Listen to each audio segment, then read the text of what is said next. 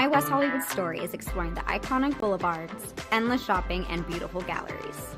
Inspiration is endless in West Hollywood. The neighborhood tells stories of established and emerging artists.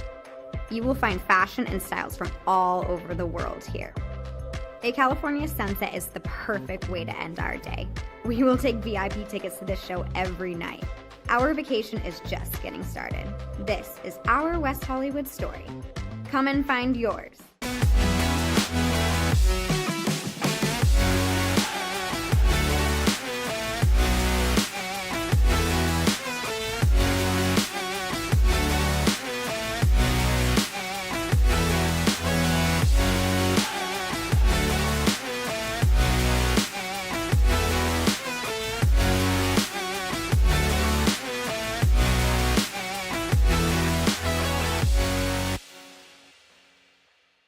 LA Galaxy belongs on the best surfaces. Whether you're the best player or the best fan, every goal, every tackle, every last-second battle, it all requires precision, performance, and passion. The LA Galaxy trust AstroTurf to provide the best surfaces, because champions deserve the best. AstroTurf, the official synthetic turf and hybrid field building partner of the LA Galaxy. My dad was a farmer. And when I saw him on a horse, the guy was bigger than life. One of the things that he had a hard time doing was showing the emotion. Maybe it was because the way he was raised, or believing that men provide and they don't struggle. But we all struggle. I want to show emotion to my kids. I want them to know when I'm happy, I want them to know when I'm sad, and I want them to see me working through things. The biggest reward I get from being a dad is watching my kids accomplish a goal, watching them light up. Nothing brings a bigger smile to my face. So I make my kids a priority. Whether it's hitting a baseball, a dance rehearsal, you name it, I'm there. They're gonna remember that they grew up loved. Be brave. Be there every day. And allow your kids to know that it's okay to struggle. That even dad doesn't know the answer sometimes, but we're gonna figure it out together. Firearms are the #1 cause of death among kids, but we know that healthcare workers can make a huge difference. This is why prevention is absolutely critical. It starts with listening to the community, leaning in on those conversations to better inform what is the approach that you want to take. You are the champions for change. You can be the catalyst for integrating firearm injury prevention strategies into your practice and really benefiting your community. Let's agree to agree that we all have a role to play in ending this crisis. Your favorite teams, your favorite live streams, your favorite highlights. Be sure to engage with us. Find us now on YouTube at NSBN Sports or visit us at nsbnsports.com.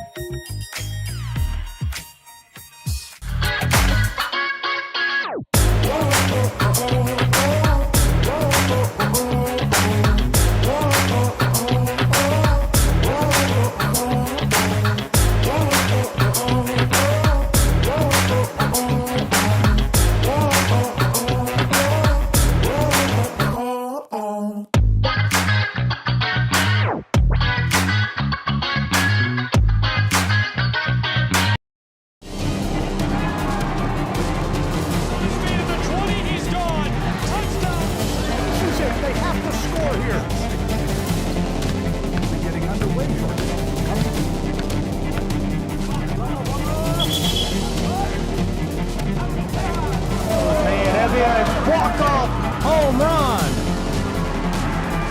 Here's a shot to the right side. This is shaping up to be Here's a strike left side,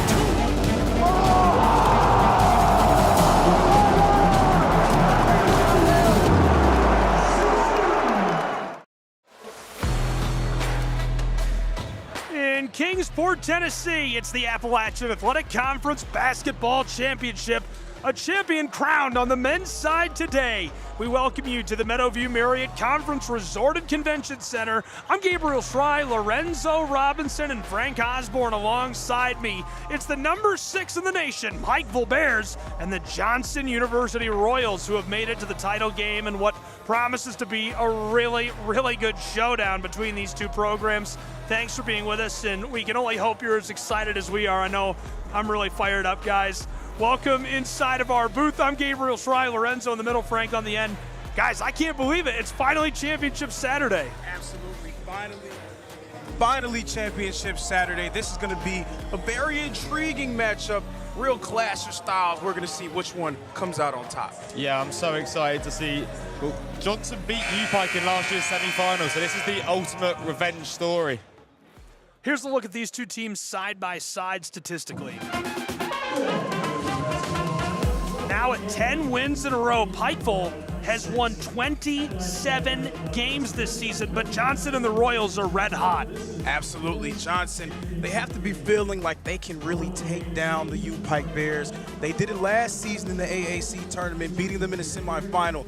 They want to repeat that same magic. Yeah, Pikeville are nearly top of almost every stat on all of the stats charts, so I'm sure Coach Sharp would have not wanted their team to look at the stats too much.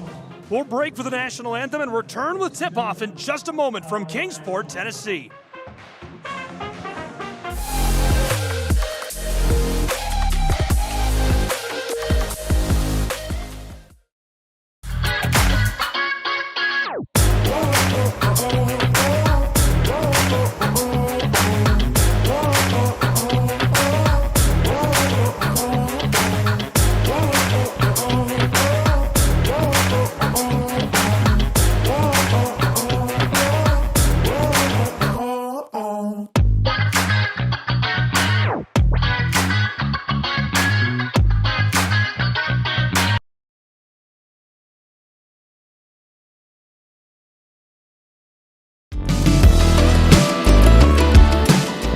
Want to watch your favorite Southeast teams in action? We've got you covered. Stream live games and highlights on YouTube, Twitch, Amazon Fire TV, Stream TV, and more.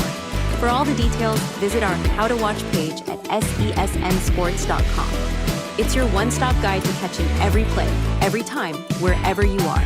The Southeast Sports Network, bringing the game to you anytime, anywhere.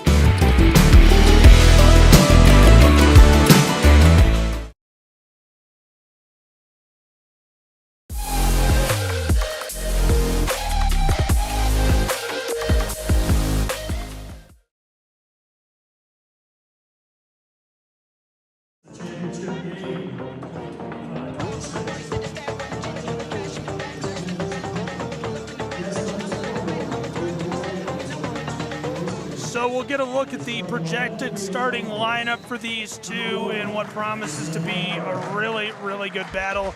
These two programs had fantastic regular seasons powered by these 10 right here.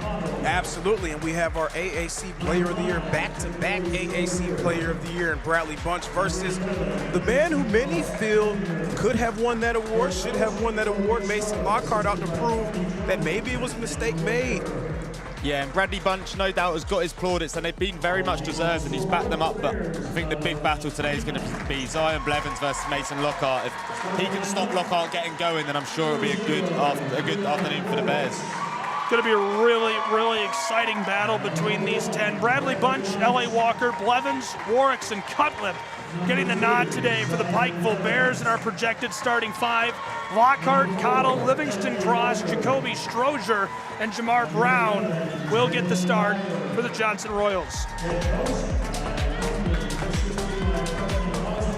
And a look back at the schedule for the tournament starting with day one. Neither of these teams played on the opening day of the tournament, but on day two, both of them getting to work and had tough tests. Pikeville looked great. There's a reason they're number 6 in the country as they handled the red-hot Bryan College Lions.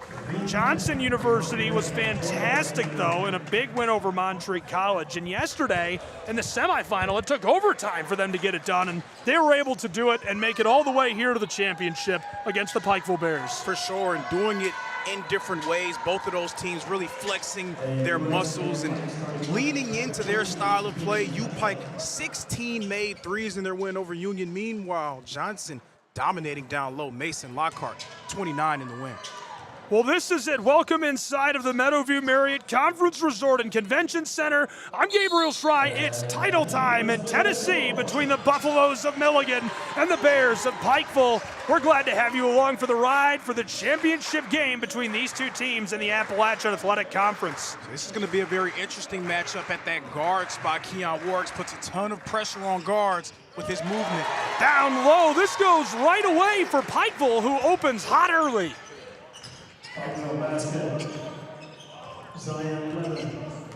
We'll flip to the other end of the floor. U-Pike's going to sit in that zone defense, try to swarm Mason Lockhart, make it difficult on him. Lockhart down on the baseline, going to work against LA. Walker, hook shot short. Yeah, that's what makes that U-Pike defense so difficult to deal with. Multiple guys, specifically 3 through 5, willing to switch and guard Lockhart in a pinch. Walker across. Driving and firing, Warwick gets it to go with a little kiss off of the glass. His first bucket of the game. So Lockhart has gained the reputation as one of the better rim protectors in the conference. But with the way that U-Pike plays, spreading the floor, it takes Lockhart away from the rim and opens up those driving lanes for the Pikeville Bears. Yeah. Entry feed across, dish to the elbow. Livingston Cross wants to feed it. He's going to try to take it himself. Has enough space off the window. This goes. It's 4-2. Livingston Cross will be so important for Johnson if they're to get going. A lot of the attention's gone to Mason Lockhart, but Cross got 17 points against Montreat. He's not to be overlooked for sure. Very physical, gets downhill and can finish. Nice touch around the basket. Drives the block himself. It pinballs all around and won't go as we get the whistle. Our first foul of the game, just 2 minutes into it. Frank, that's a good point. Livingston Cross, so effective for Johnson, getting inserted into that starting lineup mid-season. He's had a great year for them. Shooting a pair at the line, his first will go. No surprise to see that as Walker hit 79% of his chances at the line during the regular season. LA Walker was a first-team all-conference selection. May not get the attention that some feel like he deserves. He's been a phenomenal player for U-Pike for a long time. I agree, probably doesn't get enough attention based on just how skilled he really is. A super special piece for them. They're up to 4 points as he gets his first 2 trips to the line converted.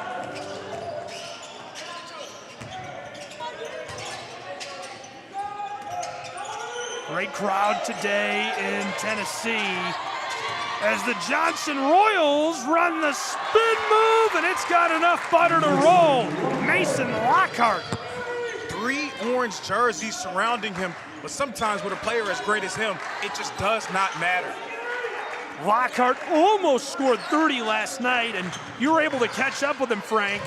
Oh, Livingston Cross sending Walker to the floor and the ball to the Royals. Frank, what was it like talking to Mason? How did it feel? Yeah, I spoke to him. He was more relieved than anything to have made it to the final. Of course, he fouled out and he had to leave it down to his teammates, but he said he had the trust in them. He knew that they'd come through, and they did. That's why they're here, ultimately. As a college athlete yourself, what's the sense you get of the presence he brings to the locker room and the floor? Well, he gives the perception of he is the main man. He knows he's the guy. He's happy to be the guy and take the pressure for his team. He's up to 4 points early as we're tied for the first time at 6. Blevins is going to have his hands full trying to slow down Lockhart. 3 ball off the mark. Johnson is off to a really good start. Every team that we've seen Pikeville play so far in the tournament has kind of fallen behind early as Pikeville has been red hot. Yesterday, they hit 4 3 balls in a row against against Union's Bulldogs to open up. Today, not so much. Kind of a cold start comparatively, but still looking good against Johnson. Long dish to the side of the floor. Brown holds on to it. He'll drive over the back at the buzzer. Johnson leads for the first time, 8-6 in their home state of Tennessee. Yeah, great attack by Brown, finishing with a little bit of flair at the rim. Keon Warwicks wants to dish a dessert down to the baseline. It rolls and won't go. Yeah, missed opportunity there for U-Pike. Jacoby Strozer has to make sure that back door stays closed. Three ball on the way, short for Jacoby as Blevins gets the board. And that's going to be a big storyline in this game. Johnson went 1 for 23 from beyond the arc yesterday. This is cashed in by Kean Warwick. The running floater, too easy. Pikeville are doing excellently at getting Lockhart away from the rim. They're dragging him out, and it's multiple occasions now he's not been there to protect. Great crowd turned out for this. Stands are full, a capacity of about 750 at the gym. I'm sure there'll be lots of CIU fans watching as well, hoping that Pikeville win so they can make it to national tournament. The drive down the side goes. What a play. Devon Cottle is going to head to the stripe and one. And that's really the guy that needs to get going for Johnson. Devon Cottle, first team all-conference selection. He actually led the Royals in scoring during the regular season. He was quiet in their game yesterday. If he can get rolling and become that second option, that will really open up the floor for the Royals. Cottle gets all three. Not only is Johnson in the lead for the first time, but by a pretty good margin, 11-8. Fake the pull. L.A. Walker gets this one off the front of the iron.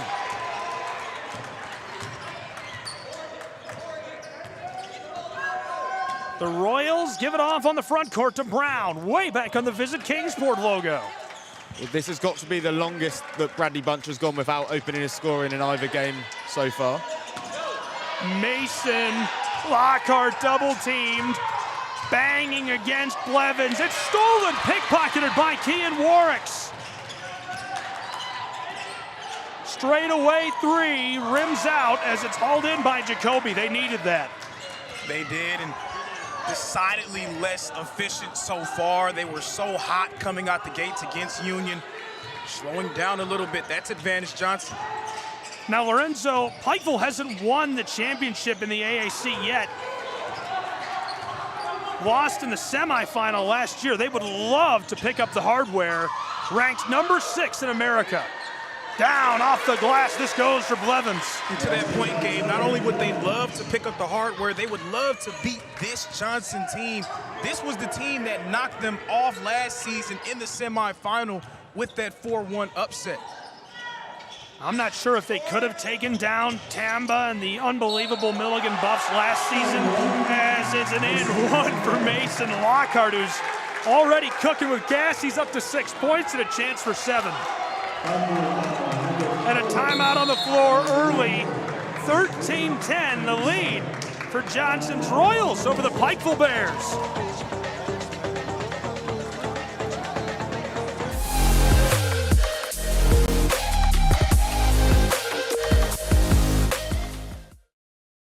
Need a break? A break from the grind? The stress? We have just the place. A place where you can let your inner thrill-dilly out. Bristol Motor Speedway, April 10th through the 12th for the NASCAR Food City 500 Triple Header Weekend. 3 days, 3 races, 2 night races, 1 epic weekend. Don't just take a break, race to it. Get your tickets, upgrades, and more now at bristolmotorspeedway.com. It's not just a race. It's Bristol, baby!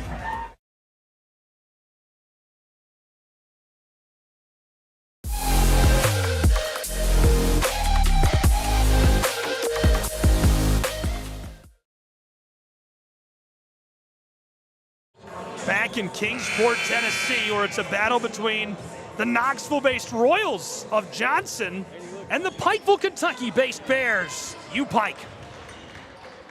Well, this has been the ideal start for the Royals. They've started quickly and they've stopped Pikeville from distance. Pikeville was so good against Union, just shooting from far. 0 from 3 at the beginning of this game. Yeah, Frank, that's sort of the danger playing against this U-Pike team. So effective from downtown. They live by that three-point shot, but there are times where you can die by it. We'll see if they heat up as the game continues. Royals back in a defensive shell. Here come the Pikeville Bears. Bunch to Cutlip. He hits the E-break way out of the wing. Cutlip drives the block, fires off the window, and Mason Lockhart gets the rebound for Johnson University. And look how those guys are defending on a string on the perimeter for Johnson. if they're going to win this game, that's what they're going to have to do. They cannot allow those shooters to get free run. You got to stay glued to them at all times. Entry feed back across. Jacoby all the way around, had some space. Cottle fires the long two, and off the heel of the iron, this will be returned to the attacking end of the floor for the Bears of Pikeville. Hands the orange off to Warwick's way back on the front court. Down the hardwood, had a lane. What passing? Salmons is wide open, it's short. Salmons coming into the game trying to provide the Bears with a little bit more size with Bradley Bunch now at the 3 spot. Brown pumped and handed it off. These are some really good coaches on the side of the floor for these two teams as Brown is strong. That was an interesting putback. Ty Compton leading the Bears in well-deserved award as Coach of the Year in the Appalachian Athletic Conference, and Johnson's staff, no slouches either.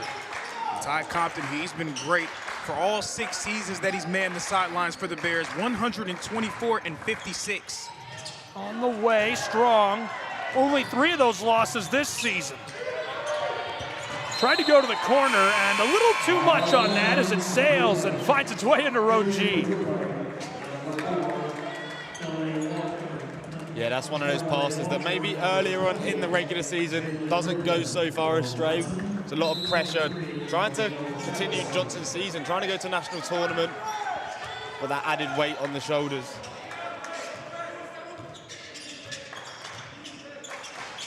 A dozen minutes to play in our first half as L.A. Walker tries to find the lane.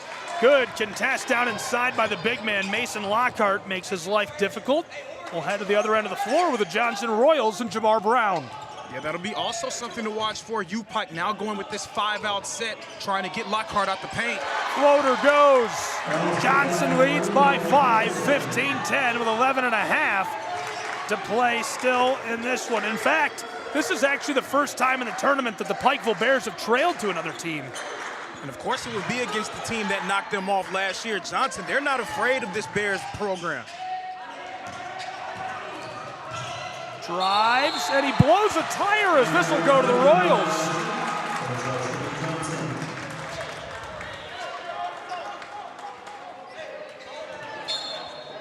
If you were building a team in a lab that can knock off the U-Pike Bears, this would be the team that you would have so many long, rangy perimeter defenders, a dominant presence down low. They really can attack where U-Pike is weak. That's what's making this matchup so interesting. You know what's wild is I was about to bring that up. Thinking just alike, my man. Great minds think alike, brother. Brown wanted to dish that inside. Cross fires from mid-range and gets it to go. And the largest lead of the tournament for anybody against the Pikeville Bears at 17-10. And the Bears puncturing that zone. Mason Lockhart, even if he doesn't have the ball, his presence in the dunker spot draws attention. 3-ball, Walker pinballs out, and it's hauled in by Patterson. I'd be curious to know the last time that Pikeville missed 5 threes in a row. Probably been a couple months. Lockhart banging inside and disrupted as we get the call against Salmons. Wow, the Johnson bench are up for it. They're celebrating everything. The women's team as well supporting. So far, just the pace of this game is advantage Johnson. It's a lot slower, more in the half court. For a team like the Royals that wants to dominate inside, that has to be something that they want to see. Meanwhile, U-Pike, they want to try to get out and run a little bit more, really speed this game up and give their shooters a chance to spray open.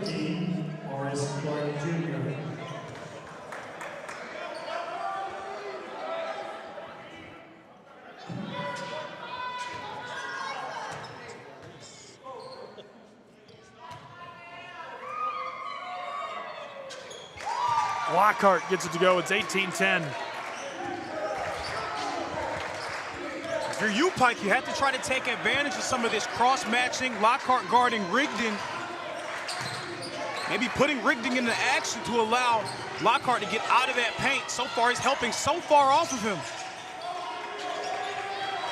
Flipped forward. Bunch defended by Cross.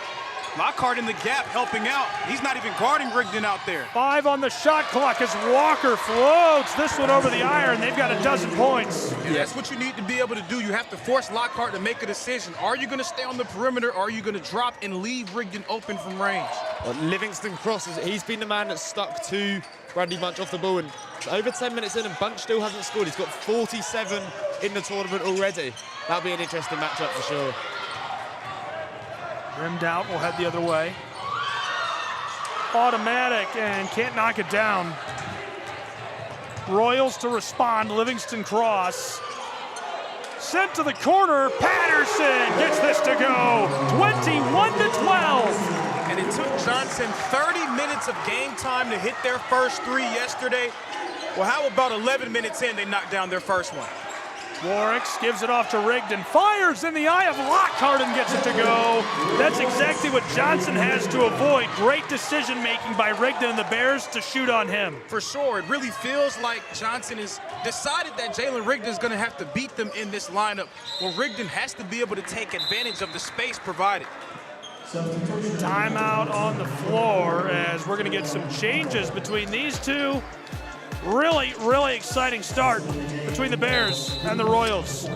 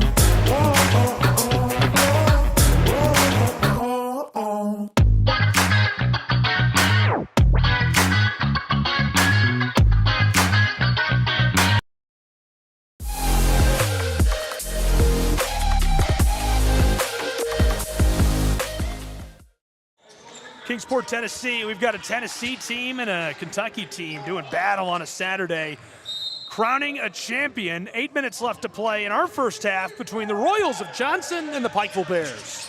Glad you're with us. Gabriel Fry, Lorenzo Robinson, Frank Osborne for the Southeast Sports Network. Top of the block. Livingston to Lockhart. Big man spins. Wanted the washing machine, and it's poked as we get the whistle for the Royals. Again, you just got to love how aggressive Mason Lockhart has been down there in the post. He's going right at Zion Blevins.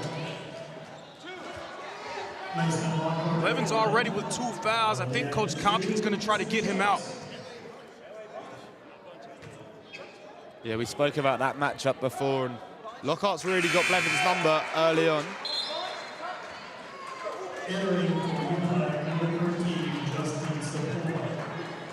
Pikeville Bears make a quick change. We spoke yesterday about Justin Sepoy sort of being an unearthed star. I mean, he's probably the biggest man I've ever seen. Pike, they don't really play him a ton. He has the size to match up with Lockhart. We'll see if he can provide a little bit of resistance. Yeah, that's a big boy. Walker. The drive, Rigdon fires from the elbow, and it's automatic. The trigger pull makes it a 6-point game.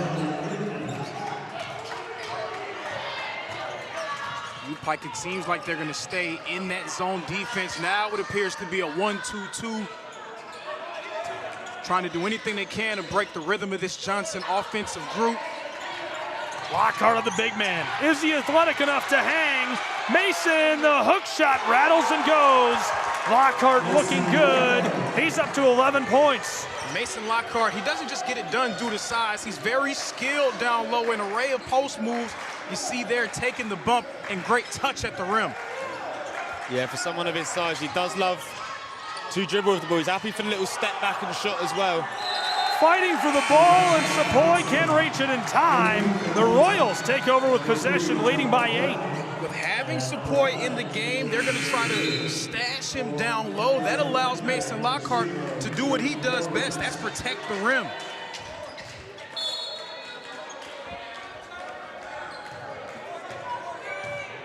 We'll see if Coach Compton decides to use Sepoy in the screening action, see if he can draw Lockhart out of the paint. But if Sepoy's just going to stay down there in the post, Lockhart can man the middle.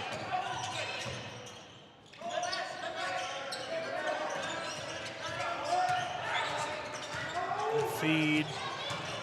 Wants to turn around, and the foul is Cross, gets after it.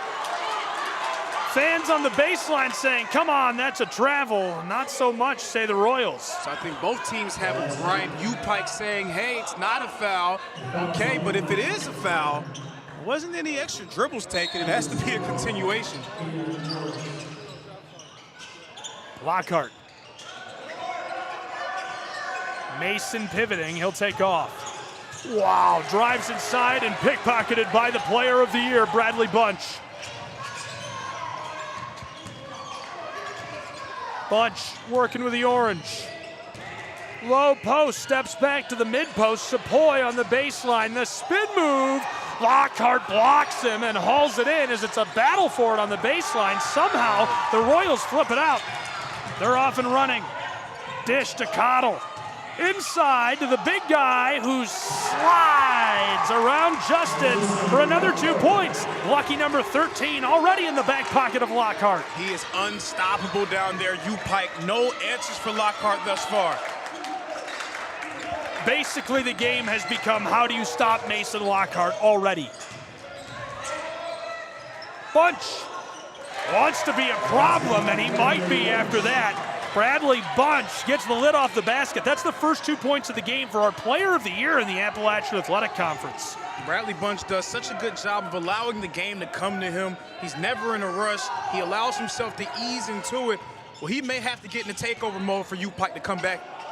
There's a reason that he averaged 17 points per game this year. You put it perfectly. He eases into it. He lets it come to him in the flow of the game, and I think you and I both agree it's going to come to him at some point. Lockhart, that was disgusting. Can't knock it down, but the putback goes. Finished up by Jacoby Strozier. Yeah, back on Bradley Bunch for a second. We spoke all tournament about how he does stuff at his own pace. He knows his ability. Three ball goes from downtown Pikeville, Kentucky. L.A. Walker's got 7.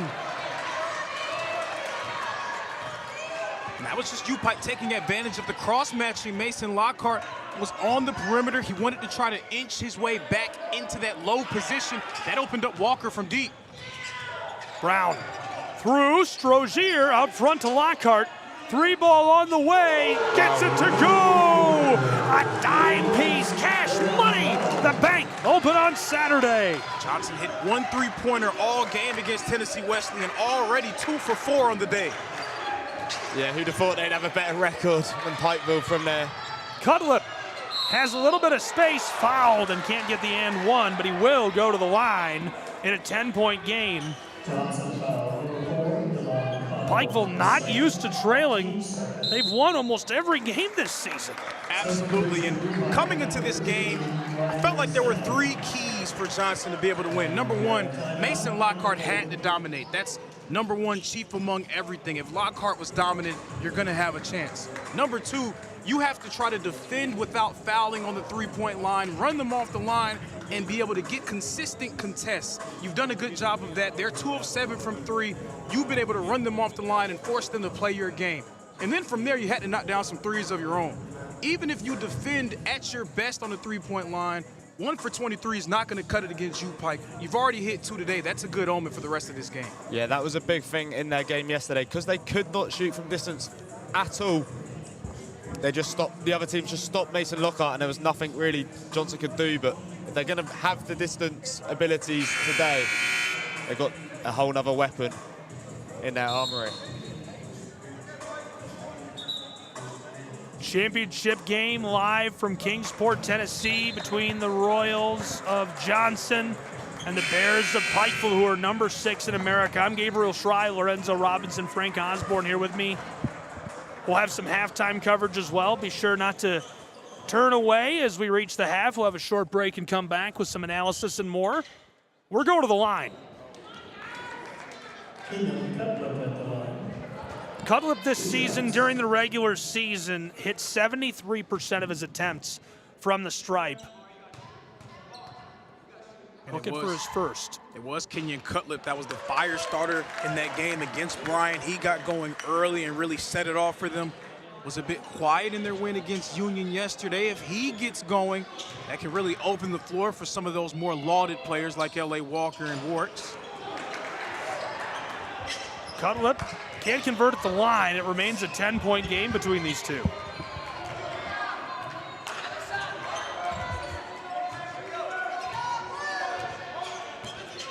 Brown from the front court. Floated inside by Cottle. Lockhart way outside on the top of the block. The give, 3 on the shot clock as Brown fires. It pinballs out and is hauled in by Bunch. He'll run the floor. Disjointed possession by Johnson, very stagnant. That's the way that U-Pike wants to have him. Cutlip's 3-ball wide. Banged off the iron. Yeah, they won't mind it if Lockhart's going to have the ball that far away. He's a very good player, but he's not going to do all of his damage from that far. Brown kicked it across to Cottle, who wants it all, and is fouled hard on the baseline. He goes to the floor. The 2-3 zone is designed to force teams to shoot the ball from the perimeter. But the way that Johnson plays, they're not going to be denied. You will not dictate the game to them. They're going to continue to play their style. They want to force their way to the rim. That's going to put pressure on U-Pike to contest at the rim without fouling. Yeah, and if you've got Lockhart in the middle of they've got the 2 and 3, and you've got Lockhart just acting as a pivot in the middle. They sit in the zone, but who cares? Because Lockhart can take the ball under pressure. He's got that size. He's got the strength to just bring Johnson forward. Cashes that in, looking easy at the line. Cottle this season at the stripe, 74.8%, very effective.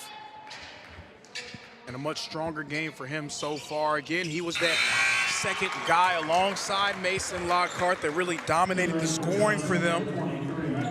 With both of those guys going right now, they have to feel strongly about their chances the rest of the way.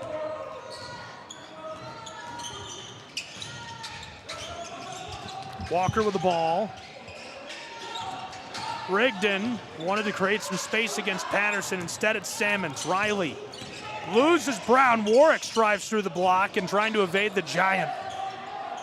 Lockhart all over him. It's a big dude. Yeah, but it's a cross match with Lockhart out the paint. Rigdon's wide open from the wing and knocks this one down from the state line of Kentucky. So it was a cross match with Lockhart locked in to Warwick's that took him out the paint. Off the drive we saw there, Patterson coming in to help because of the lack of a rim protector. That opened up the long range ability for U-Pike. Final 3 minutes of our first half. On the way for 3, Strong. Walker will run the floor for the Pikeville Bears. U-Pike in that 5-out group again. We'll see how Lockhart tries to be intentional about staying low. Riley the give to Rigdon. To the block, didn't like it. Cutlip. Sammons, defended by Lockhart. Riley trying to shake Mason. Fights his way just along the edge of the paint, and it rattles all around before rolling off over the baseline and will stay with Pikeville's Bears. Yeah, that's another example of them getting Mason Lockhart out and away from the rim. They just maybe need to, if that's a Kean Warwick's type player, he might be able to just drive into the space left.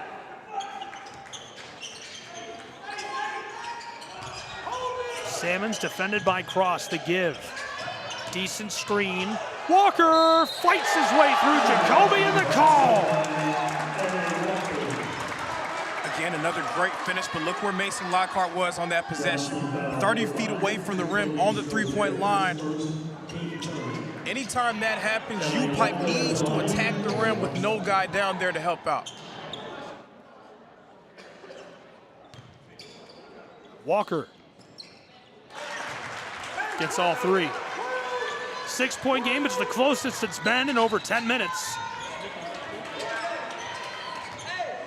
For a lot of other teams, they'll opt to take their big man off the floor and put in a more versatile defender. But Lockhart's so dominant offensively that he has to stay in the game for you. This goes cash money for the Johnson Royals. It's 36-28, an 8-point difference. We've spoke about the quick turnaround of tournament play. We saw Lockhart played for pretty much the whole game until he fouled out yesterday. With a quick turnaround of such a high-paced game, he might get tired quickly here. Riley couldn't get that to go. Warwicks chucks it onto the floor, and Bradley Bunch goes up for it, pulling his way through traffic, and it's waved off. Scratch that, we get the foul down inside. It'll stay with the Bears. How about that one-handed grab by Bradley Bunch? Looked like he could maybe play tight end for the football team. Yo, that was crazy. He got way up there. I mean, you expect a player of the year to have hops, but man. We'll go the other way after the intercept by Cottle. Running the floor is Brown. Timeout taken on the floor, 1:16 still to play in our first half between the Royals of Johnson and the Pikeville Bears on the Southeast Sports Network.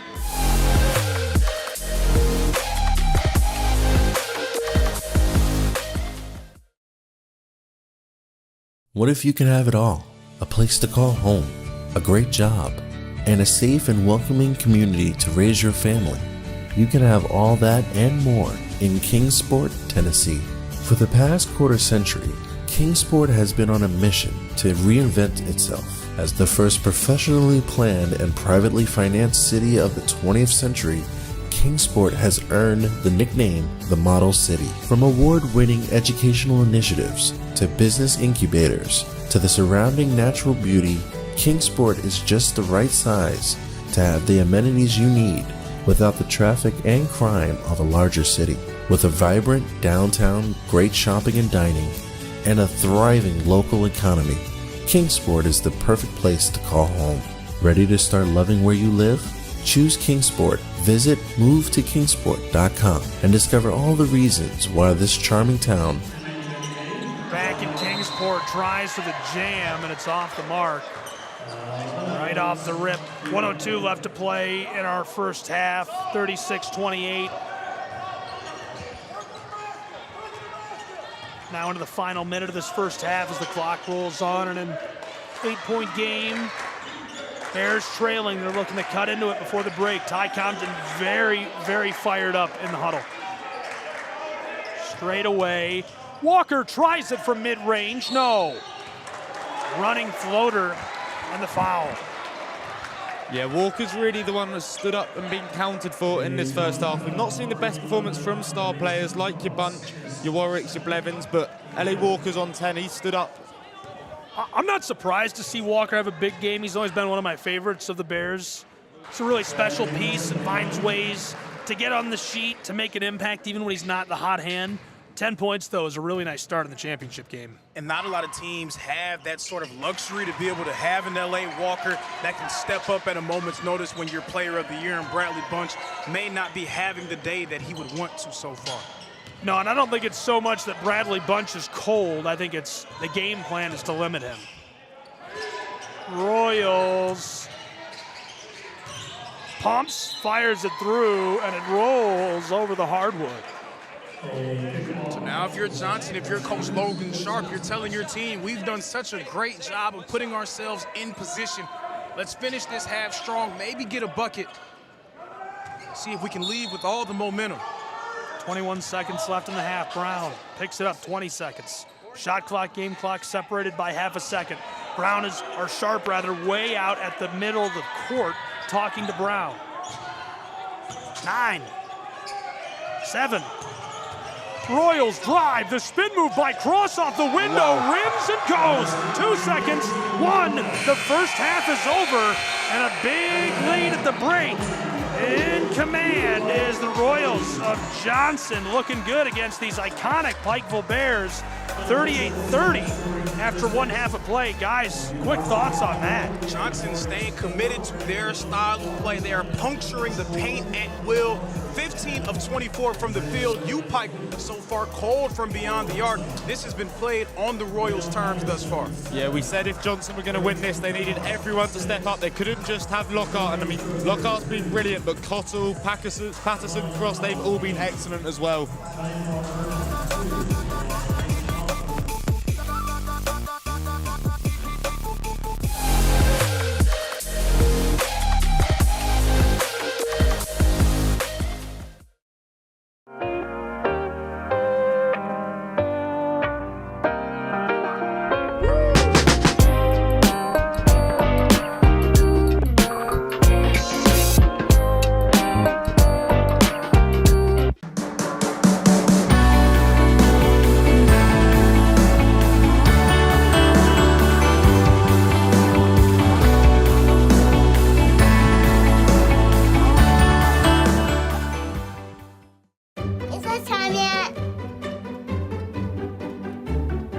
It's time.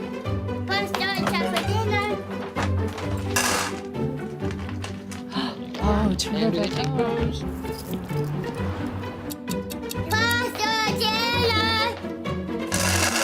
Donating pet food is one of the many ways you can help families in your community. Pets and people belong together. Learn more at petsandpeopletogether.org. I'm Bijan Robinson, running back for the Atlanta Falcons. Mental health makes me a better person and athlete just because whenever my mind is clear, I perform so much better. So mental health for me is the priority because it controls everything in your body and it gives you the chance to be the best physically you can be.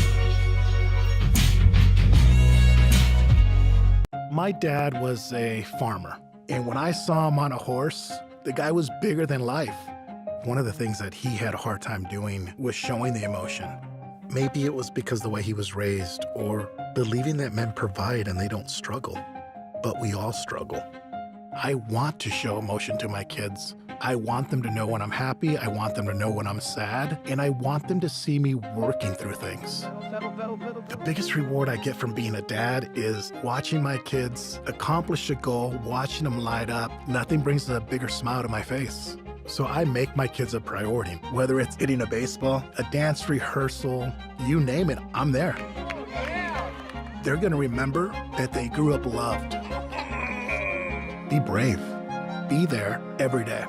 And allow your kids to know that it's okay to struggle. That even dad doesn't know the answer sometimes, but we're gonna figure it out together.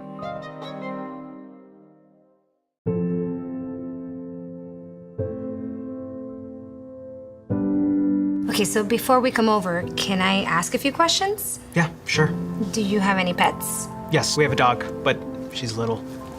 Do you have any unlocked guns around the house? We do have a gun, but it's stored securely, locked in a safe that the kids can't access. I appreciate you asking. Yeah, of course. So does Friday work? Sounds good to me. All right, we'll bring pizza.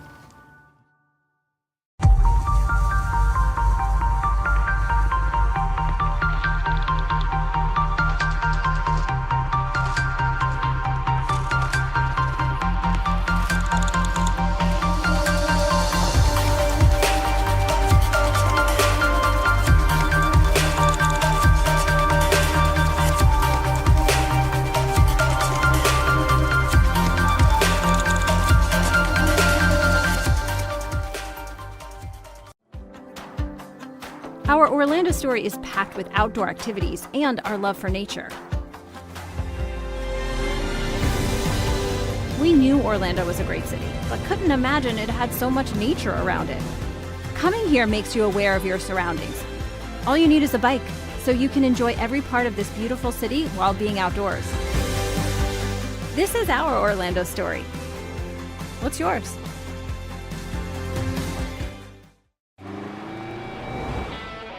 Americans, we can do anything we want, except one thing. We just can't stop being American. Because since that revolution they said we'd lose, we just couldn't choose to stop being American. We put Hemi V8s back on the strip and packed 8 layers in a 7-layer dip. We're body slams and blue suede shoes, rock and roll, jazz and blues. Rockin' mullets and Rat Pack suits, even our grandmas have tattoos. We're NASCAR, rock stars, rodeo, monster trucks, and power boats. Welcome to our epic show. Keep winning on Sunday, move horsepower Monday, shake the earth and carve terrain, rock the anthem like Kenny Wayne. So get out there, take your swings, burn rubber after the American dream. Rev your engines and let freedom ring. And never, ever, ever stop being American. Nothing stops America, and nothing stops Ram.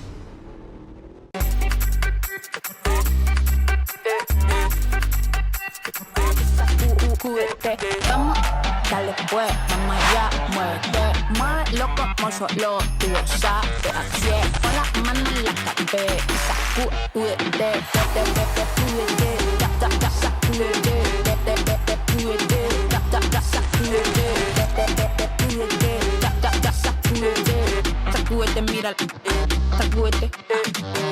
The Southeast Sports Network is now on Amazon Fire TV. Now you can download the SESN app and watch on any Amazon-enabled device, such as your Fire Stick. The easiest way to download the app is to go to our website, find the Watch SESN tab, and click Fire TV app. Then just select your device from the list. That's it. Free and easy. Enjoy watching the Southeast Sports Network on your Fire TV, Fire Stick, or Fire tablet with just a few clicks.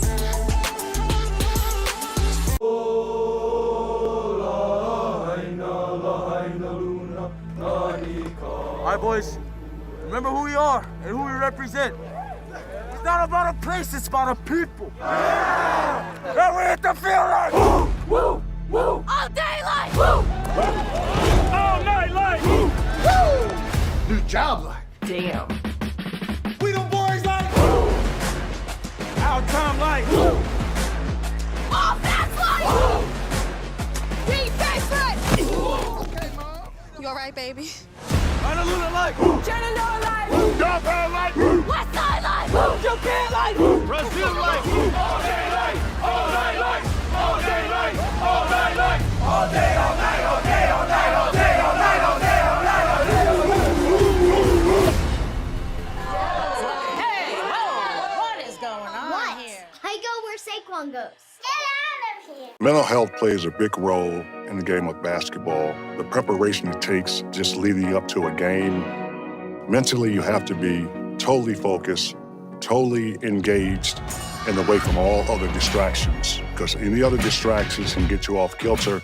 It's very important for our team to prioritize mental health. If you have issues or problems, go speak to someone about it. Open up, don't shy away. Mental health is the key.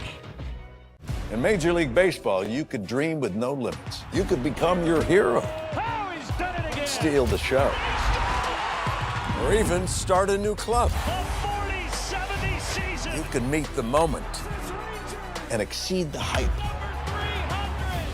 You can write a new chapter of history and let your city dream again. This season, anything can happen. There is a moment in your life when you decide to truly live. To take that trip you've always wanted. I see now what I've been looking for. A feeling of belonging. A belonging to nature. This is a place where people and nature live in harmony. This is my Alaska story. What will yours be?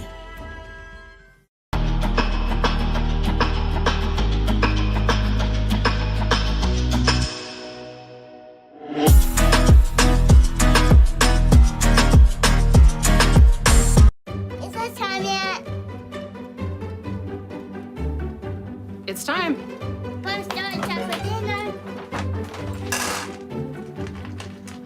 Oh, terrific.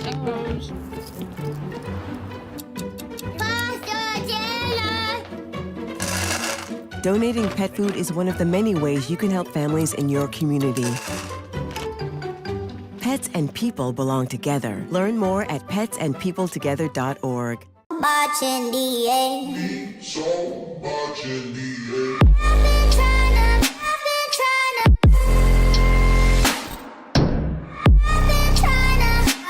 I'm scared.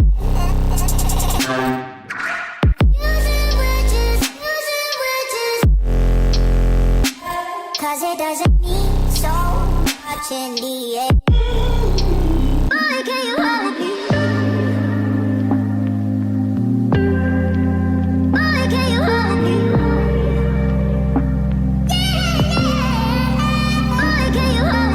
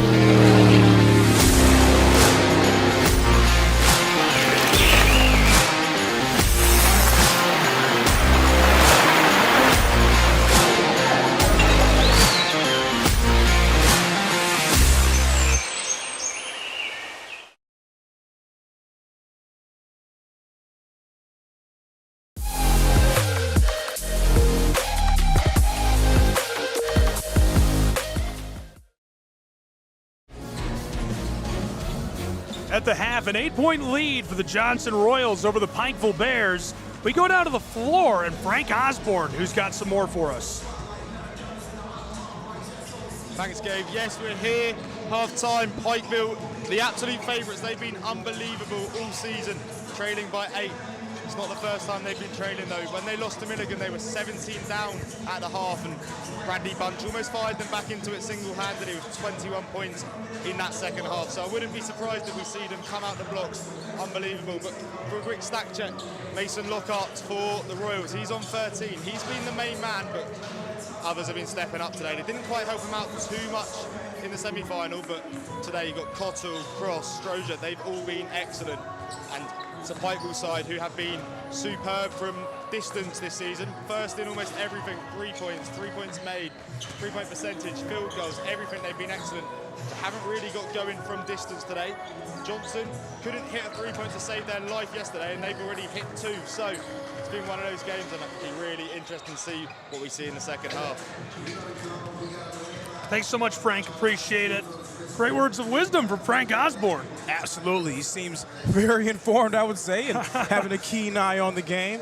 Also, something else to watch out for you, Pike. We felt like Zion Blevins would be a part of that effort when it comes to limiting Mason Lockhart. Blevins picked up 2 fouls early. He spent a lot of time on the bench, only 8 minutes in that first half. We'll see if he can stay on the floor here in the second.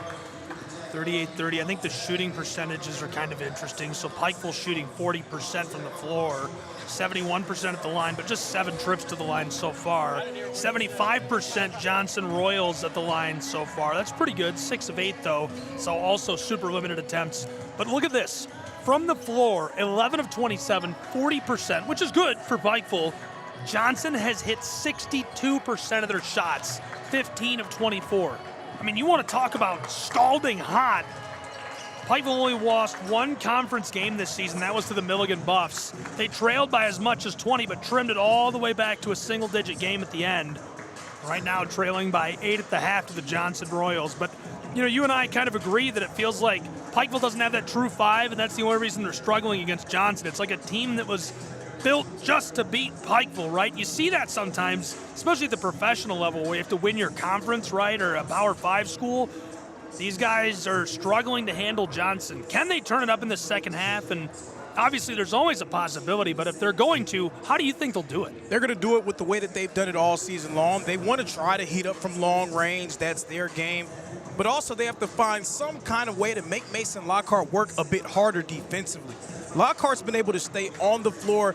As Frank talked about earlier, he played the entirety of the game yesterday. He's been able to stay on the floor without having to be involved in much of the perimeter action. When Zion Blevins comes back in the game, Coach Ty Compton of Pikeville does a great job of using him as a screener. If that happens, that may force Mason Lockhart to come up onto the perimeter, try to limit those guys from 3, which will open things up for the rest of the team. They're going to have to find some way to get it done.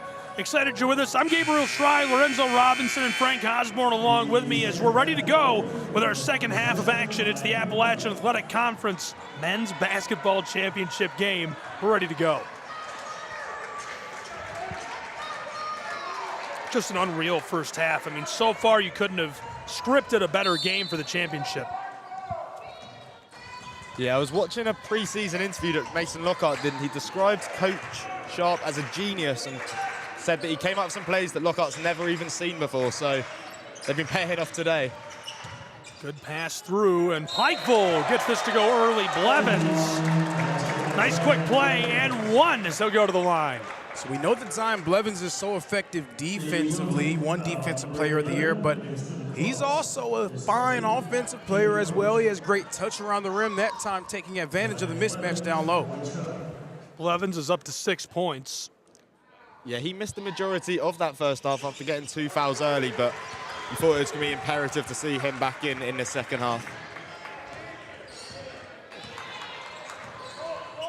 Brown and the Royals.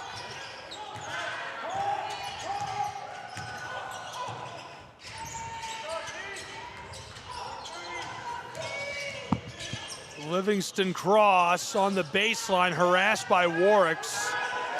Went outside to Jacoby. Strogier fires from the middle of the block, and it rims and won't drop for him.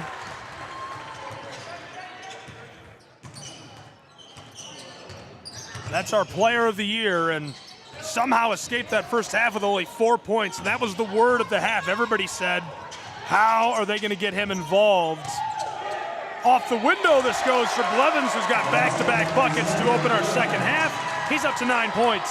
Johnson switching that screening action. Mason Lockhart guarding Bradley Bunch on the perimeter. He was all the way out on the three-point line. Again, Blevins taking advantage of free paint. Yeah, Bunch is that clever that when he realizes that Lockhart's guarding him, he'll just be happy to just keep dropping back and back, dragging Lockhart away from the rim.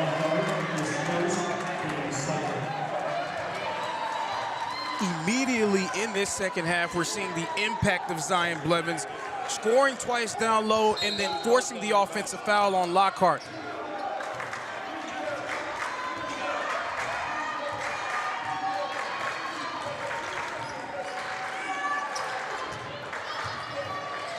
From the corner, Cutlip, bang! Gets it to go! And for the first time in this game, we're tied at 38.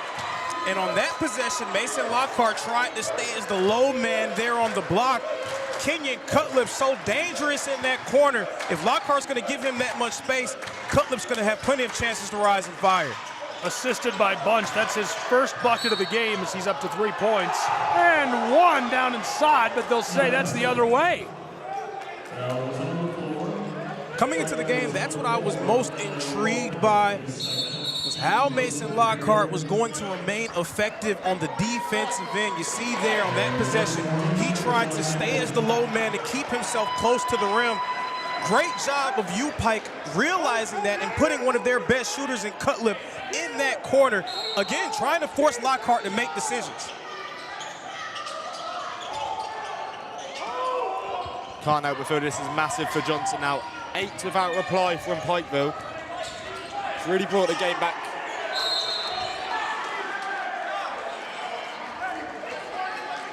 That's going to be the third foul on Zion Blevins. He's battling down there trying to front Mason Lockhart. Coach Compton not going with a different look. He's going to leave Blevins out there. That's going to be dangerous. 17 minutes, a lot of time to be playing. Right on cue, Riley Salmons coming off the bench. He's getting ready to check in. Pikeville has opened this first 2 minutes with an 8-0 run. As long as Blevins is in the game, I'd expect Lockhart to go right at him. Mason off the window. It rattles and drops for the Johnson Royals, who are on the stat sheet in the second half. That's their first bucket of half two. Zion Blevins couldn't defend with his normal level of physicality because he picked up that early third foul. Warwicks defended by Jacoby. Cross, the player of the year on him. The spin move and Bunch gets it to go off the glass.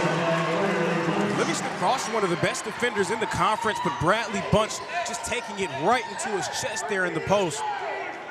Yeah, Bunch is experienced enough to just be able to embrace the contact, be able to relax. He's not going to panic on the ball. Down low, rolls off the heel of the iron and falls for Cottle, who's up to 10 points.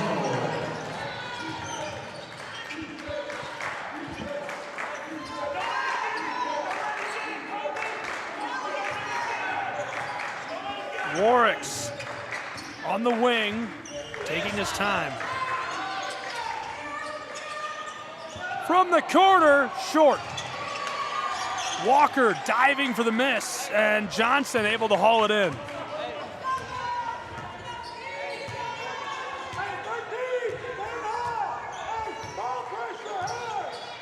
Ty Compton calling the play. Down to the baseline, Cottle fires and gets it to go. Unreal, he's got a dozen. Yeah, we said that others were going to have to step up. It couldn't just be the Mason Lockhart show, and Cottle was taking that personally. And it's been Devon Cottle. He's been that guy all year long for Johnson.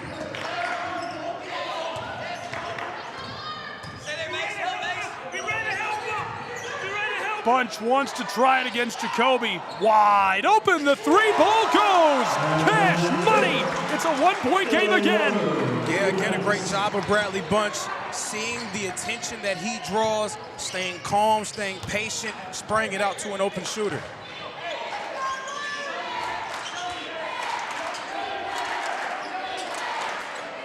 Johnson's had some success here in the second half, playing with that high-low set in that 2-3 zone. Livingston Cross, we'll get the call before he even can get to work.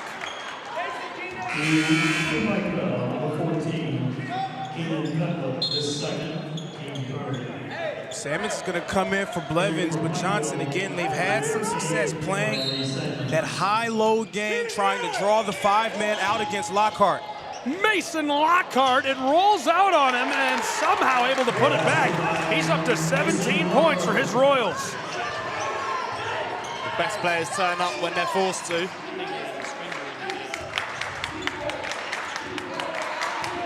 Working with this. Salmon's down inside, and Lockhart makes the play. You call that a foul on Mason? Is that'll be a second, if so. Timeout on the floor between these two, and we'll take a break along with them. Can Johnson get back in the driver's seat, or is Pikeville in the midst of the comeback and taking the lead that they needed to claim their rightful place as champions after winning the regular season? Find out next.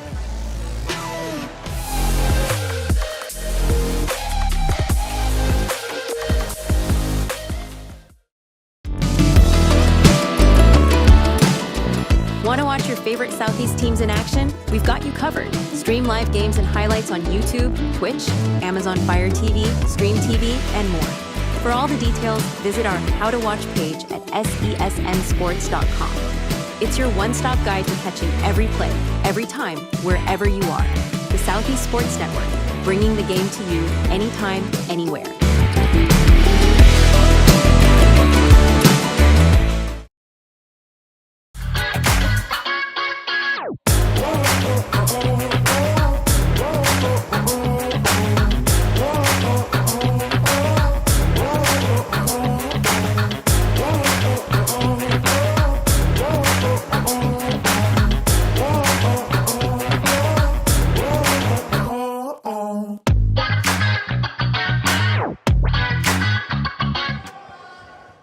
First goes at the line. U-Pike inching themselves back into this game. Number 6 team in the country for a reason. You figured they would not be down for long.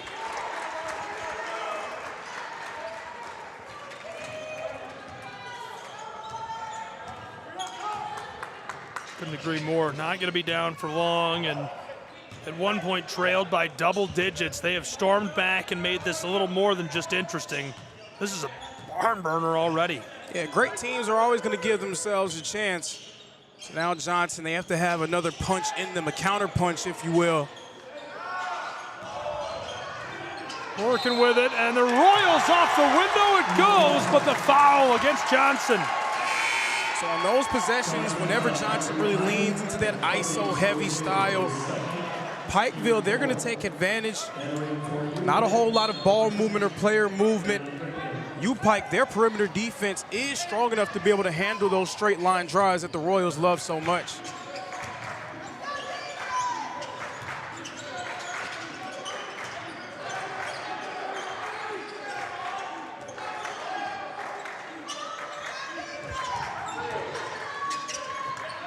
Lockhart's out on the perimeter guarding L.A. Walker. We'll see if he tries to help off. This one bangs off the heel of the iron. Strozier hauls it in. Underrated part about this Johnson defense, their guards very effective at fronting bigs in the post. They're going to battle down there and make those catches hard. We saw Jacoby Strozier and Jamar Brown battling.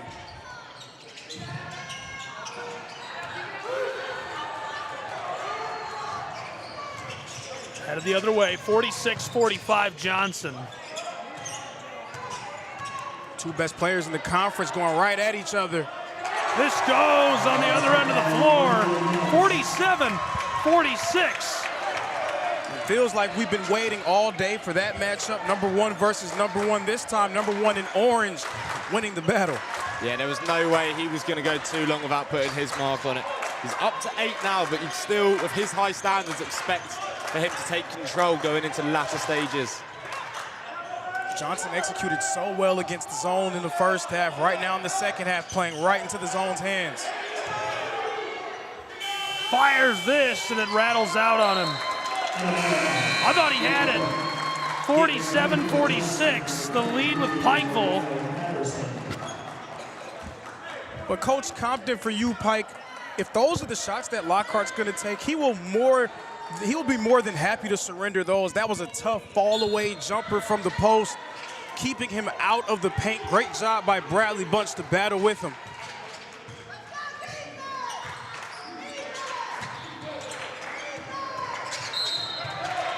Going dead as this one rolling down the floor.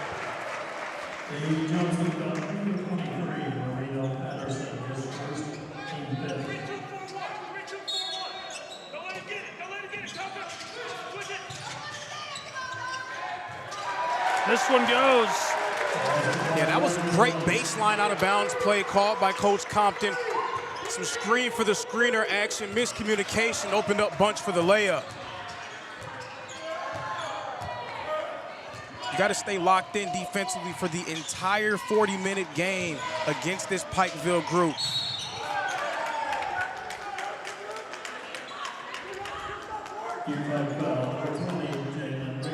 Also feels like Coach Compton is trying to be more intentional about getting Lockhart involved in the action, forcing him to make some decisions defensively.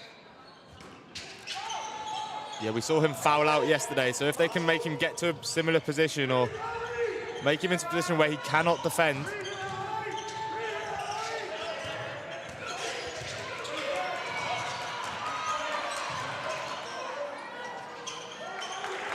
He was able to lay that one in easily over Riley Salmons. When he takes those one-on-one matchups, he's always going to feel like he has the upper hand. Pike more than comfortable allowing those defenders to match up in the post. Pulls that from the straightaway. Unbelievable. Kean Warwick buries it. It's 52-48 Pikeville Bears. Warwick is up to 7 points. His first made 3 of the game. Welcome to the AAC championship game, Keon Warwick. They're hoping that gets him going.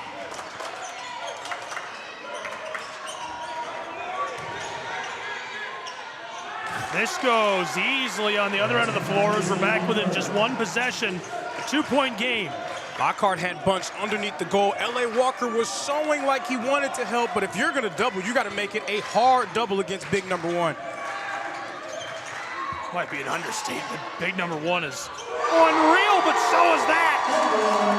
55-50 back-to-back threes, 11 minutes to play. That is the shot of a man who plans to be straight on DoorDash after the game.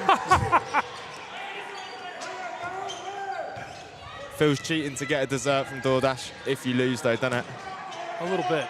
You're not allowed to have fun, according to our analyst, Lorenzo. You could do it if you win.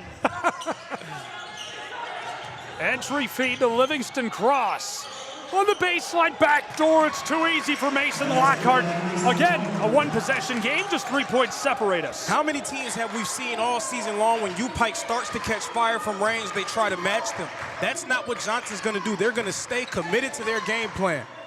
Rises up and fires three. Couldn't get it.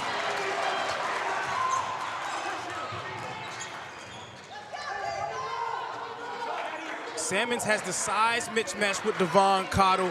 That's not really his game. On the wing, we get the whistle before he can fire the three.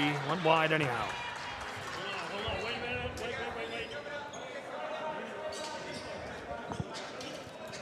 Size mismatch down low when Riley Salmons went into that pick and roll. Mason Lockhart was on Bunch. Bunch decided to spray himself out to the wing. Those matchups, that's going to be the most intriguing part of the game.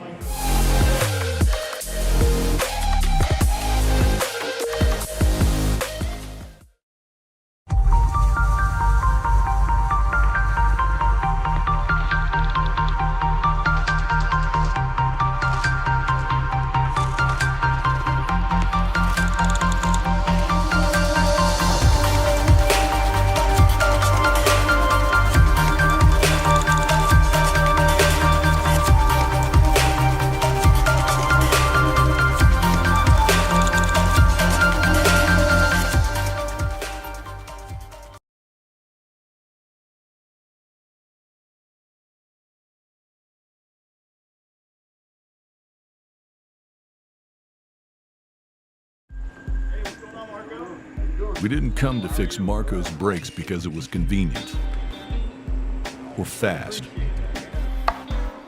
We did it because Marco has bigger fish to fry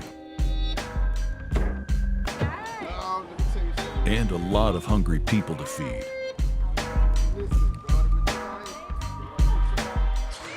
Back at Kingsport, 55-52, 10 minutes still to play in this game. It's the Appalachian Athletic Conference Championship as Rigdon gets this to go. It's a 5-point game. Gabriel Fry, Lorenzo Robinson, Frank Osborne taking you through to the finish in this barn burner. Jalen Rigdon, the veteran guard, has given them great minutes. Through and the jam by Mason Lockhart. Oh, baby, do you want some peanut butter with that? Yeah, Jalen Rigdon just then, he might not get all the plaudits, he might not necessarily be in the strongest five of the Bears, but shooting at 100% today, that's what you need, isn't it? Oryx tries to sidestep, nearly pickpocketed. Defended heavily as he fights his way through in the call. Reese Clark freshly checked into the game. That's a tough matchup for him, coming in cold against a guy in Keon Oryx who puts a lot of pressure on you.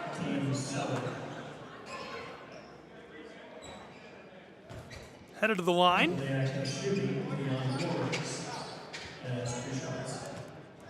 More on Jalen Rigdon. Rigdon played in this game a year ago against Johnson during the AAC semifinals, so he has experience in these situations. You can tell he definitely does not want to allow his team to fall victim to the Royals once more. 4-point game, 58-54.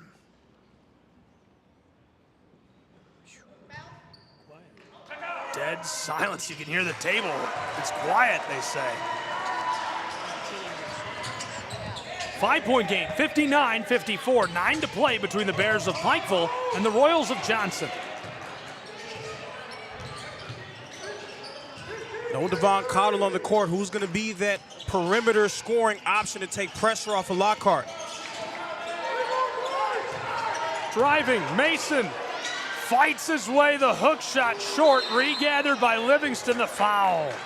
Bradley Bunch clapping his hands, can't believe the call.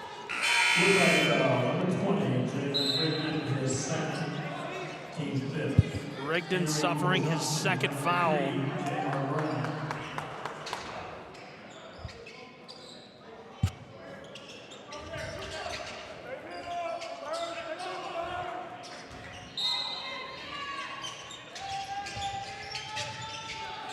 Thrown out onto the floor. Royals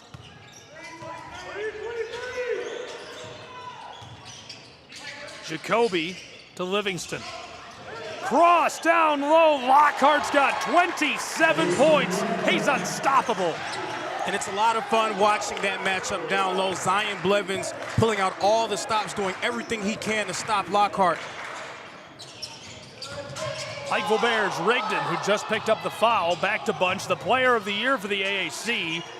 Bradley, wow, spins his way like a washing machine around Jacoby, and Bunch is up to 12 points now.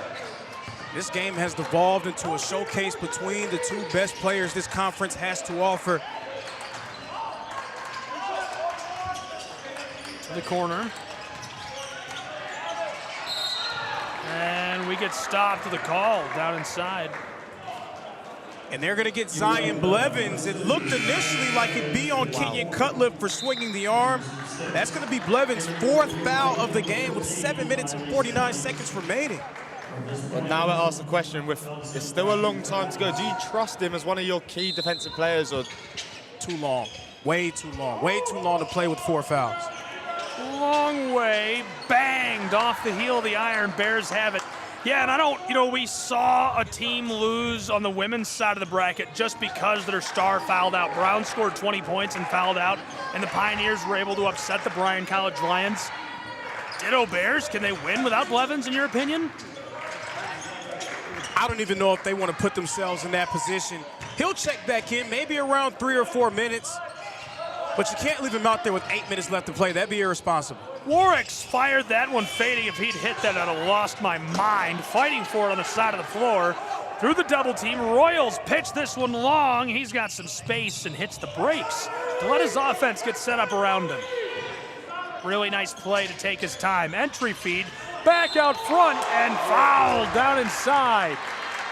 I think we're seeing some of those genius tendencies come into fruition for Coach Logan Sharp. That was a great set, knowing that Mason Lockhart is going to get a ton of attention on the post.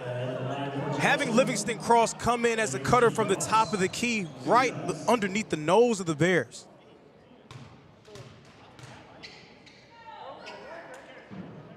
This goes. Returning for Utah, number 4, LA Walker. 61-57, Walker into the game.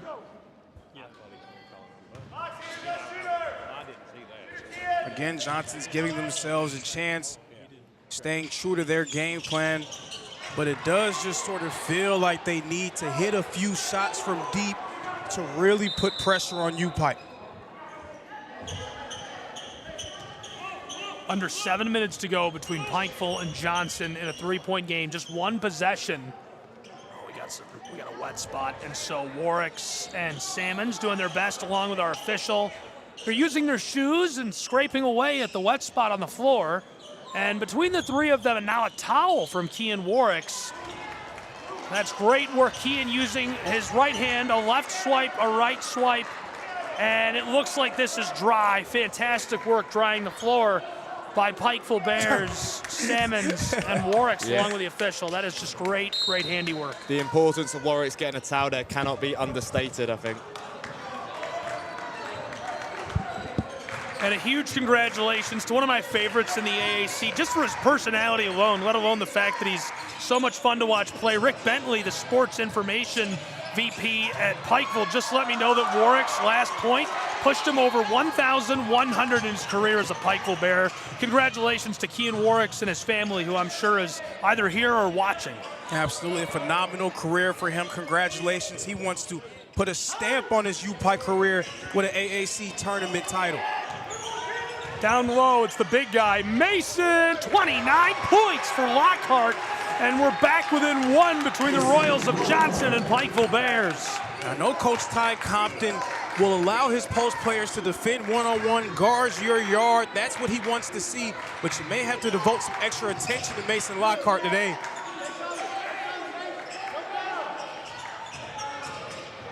Drives and blocked down inside as we get the call. He goes down hard. Thankfully, he looks to be all right.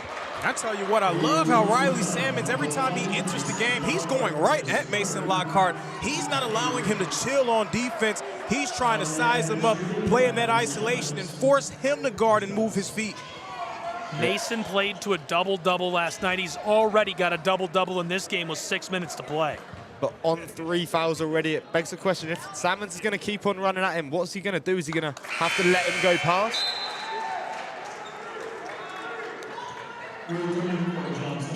I love seeing it. You got to make the big man move them puppies. Mason Lockhart got to pick him up and put him down, guarding Riley Salmons. Yeah, Mason with 3 fouls and 6 minutes to play. I mean, this has been back and forth, so you're going to hate me for saying this, but because it's a little early, they cannot afford overtime. I don't think anyone's thinking overtime just yet. It's a long time left in this game. Only me. They're not going to win without him. Through, down to the baseline, fights his way off the glass and foul down low.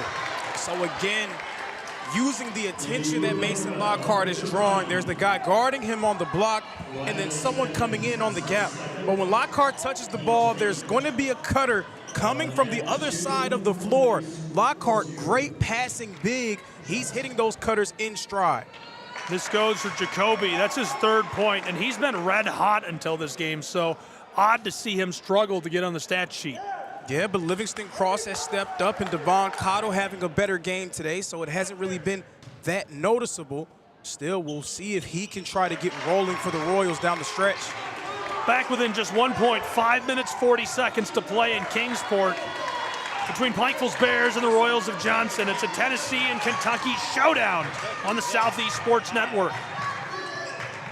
Now we've got a lot of folks just joining us for this barn burner. Be sure to share it with friends and family. Gabriel Shrine, Lorenzo Robinson, Frank Osborne.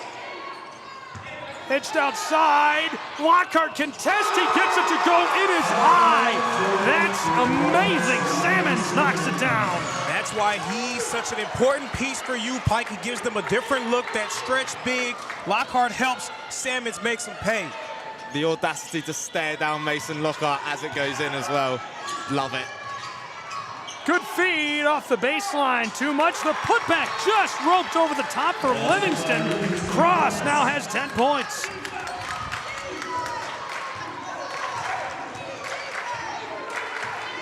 See Coach Compton barking out orders to his point guard, Warwicks. Salmons, we got a player injured. Fires. This goes. Kean Warwicks knocks it down. He's got 15.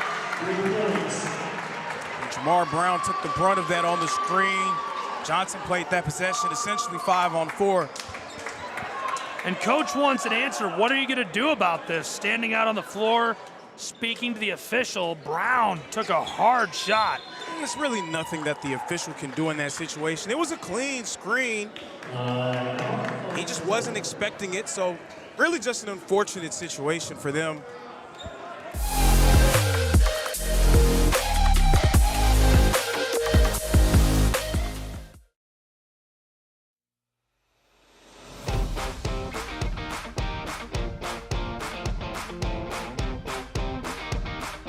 The Bays Mountain Park Adventure Course. Gear up and climb the Hawk's Nest. Work together as a team to complete 4 high ropes challenges, all while suspended 40 feet in the air. Finish with a zip through the canopies on our 310-foot zip line. Our ground course features 9 exciting challenges and is perfect for large and small groups. The Bays Mountain Park Adventure Course. Thrilling fun for group events, parties, and field trips.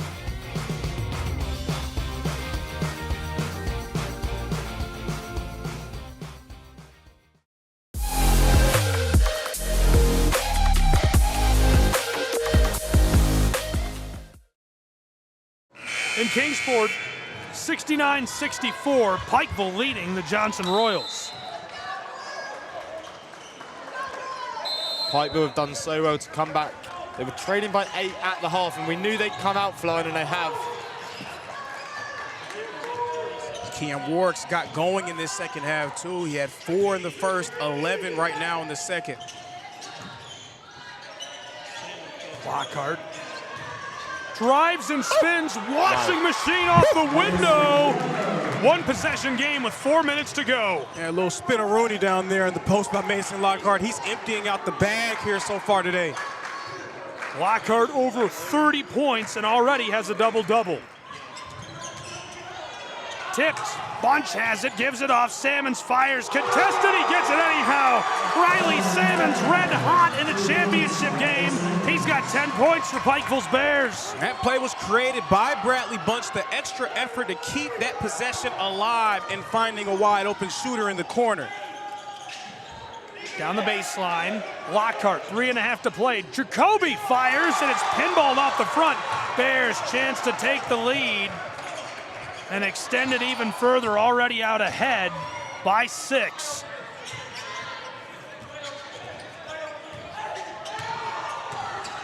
Drives to the baseline, harassed.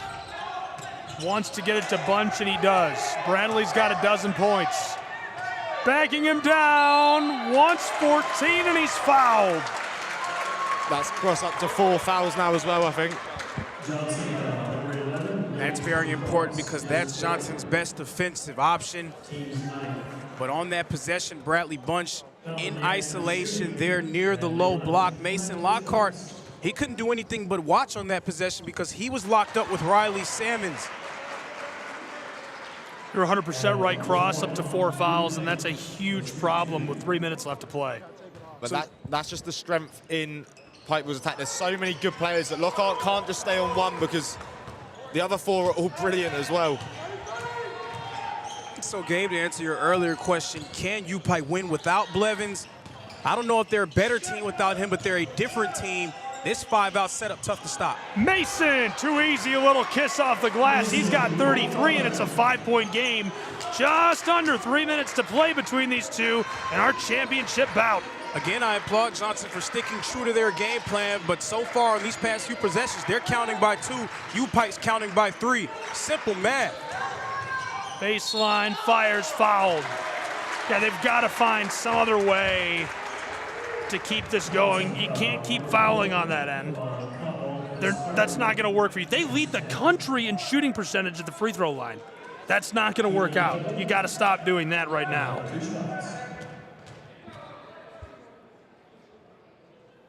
This goes.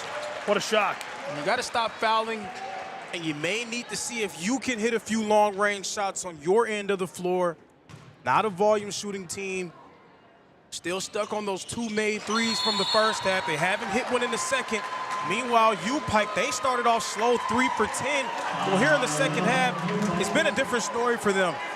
They're 7 of 11 from 3 in the second half.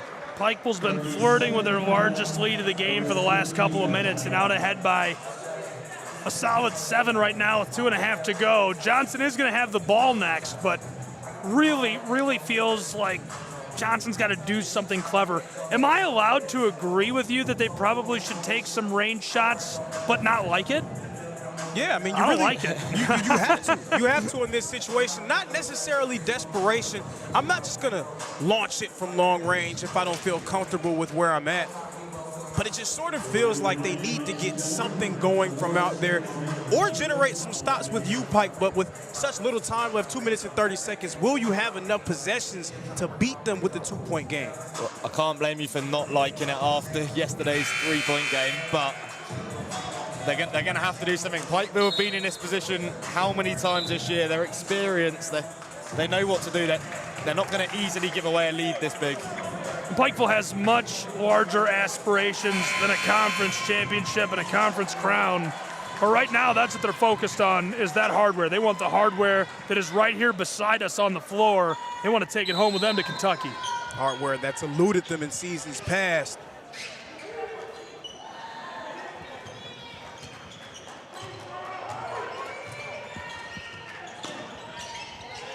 Delivers to Lockhart, and Mason. A call. Yeah, they're going to get Bradley Bunch for that, I believe. And Bunch just flashed a little smile at the ref.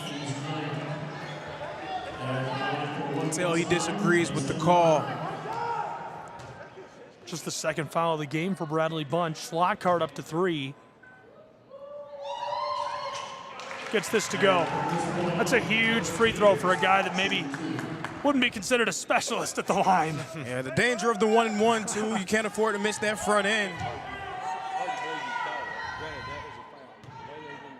Mason. He's got 35 points as he's perfect at the line on this trip, and it's a 5-point game. Well, I think we're in for quite a bumpy ride to the finish, folks, as the Bears run the floor. Well, Livingston Cross staying in, even though on 4 fouls. It's good to see that his coaches trusted him to not do anything, but I'd be shocked if Pikeville aren't going to just start targeting that and start running at him. He's such a good defender if they can get him off the court. Good feed through, just off the mark for the player of the year. Taken down, here come the Royals of Johnson, trailing by 5. Jacoby, double teamed, pitched outside to Brown, who's gonna set up with the ball. Johnson Royals from way back on the front court across to Livingston. Cottle drives on Warwicks, gets space and gets it to go with a little kiss off the glass. It's a one-possession game, 75-72 Pikeville. Now, I applaud the heart that Warwicks has, but he's giving up a ton of size. Cottle, a big guard. He takes advantage of it there. 80 seconds to play in Kingsport, Tennessee. Salmons gives it off. Pikeville trying to kill some clock. 10 on the shot clock. Warwicks evades Brown. Picked up by Jacoby. 4 on the shot clock. Warwicks floats it over to the player of the year. Bunch down the baseline. Turns around and fires too much as Cross has it. Royals with the ball. 1 minute to play in Kingsport between these two teams in our Appalachian Athletic Conference Men's Basketball Championship. And it's a barn burner between these two. Unbelievably, just one possession separates us, guys. Definitely on a few possessions in a row. Johnson, no help against Bradley Bunch. First, it was Jacoby Strozier defending at the rim vertically without fouling, and then it was Jamar Brown defending him in the post, contesting the shot very well. Those defensive players on the perimeter for the Royals, keeping them in it with how strongly they're defending so far.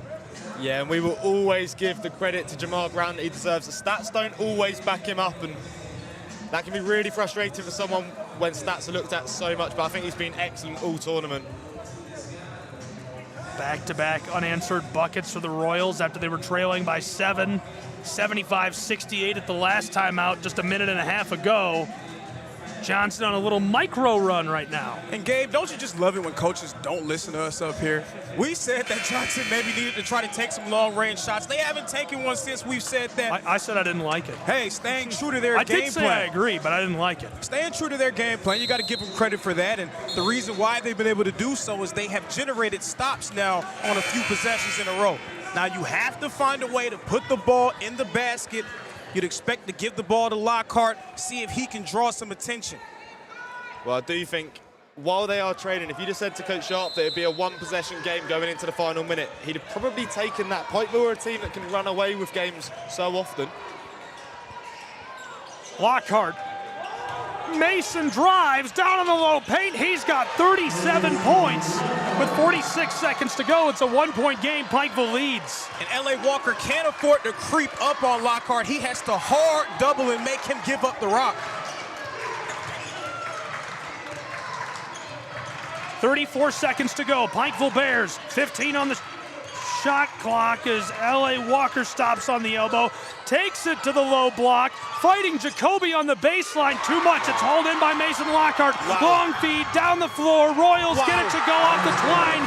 Johnson out ahead with 18 seconds to play. 76-75. Hang on, everyone. Buckle your seatbelts. We're racing to the finish. Shot clock is off. A dozen to play. Warwicks finesses it across to Riley Salmons. 8, 7, Salmons, 5, 4, down to the baseline, 3, 2, Riley fires it, no!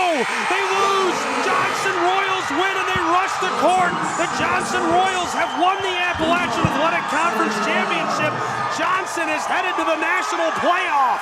The Johnson Royals win the Appalachian Athletic Conference Championship by just 1 point, 76-75, as their star player, Mason Lockhart, goes for the double-double of his life. 16 for 21, 37 points, 12 rebounds, and 3 assists.